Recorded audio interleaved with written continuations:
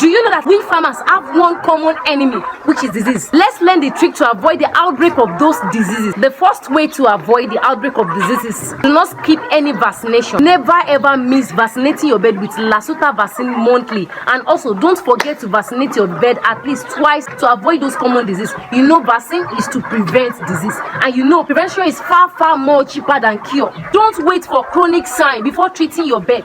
Make sure you have a medical practitioner that will come to your farm on a monthly basis or on a weekly basis and give your bed a checkup. Let a veterinary doctor or an animal scientist check up on your farm at least once in a month, so that it will dictate any disease on the farm. They are very good at what they do, and they will treat them before the outbreak of disease. Disease can be prevented. Don't act as though it is unaware. Nothing can take you on your farm unaware if you pay attention to details. My co-farmers, prevention is more cheaper than cure, so treat them and prevent disease. Another point here is that you should avoid giving contaminated water to your bed. As simple as that is, it is mostly overlooked by farmers. I used to advise my mentee that they should not give their bed any water they cannot drink.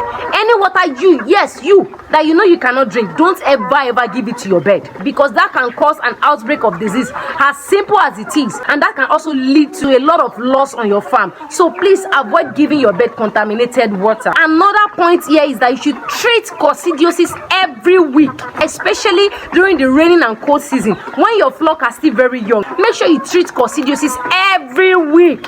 Don't wait for a reddish poo before you treat coccidiosis. Prevention is much cheaper than cure. And also make sure you shuffle their treatment. When you use one medication now for this week, use another type of coccidiosis medication for another week. So try to shuffle it so that they will not develop a resistance to that particular one you are giving them at that week. Do you understand me? If you are very conversant with my channel, this will not be the first time of hearing this. My last point: observe biosecurity and cleanliness.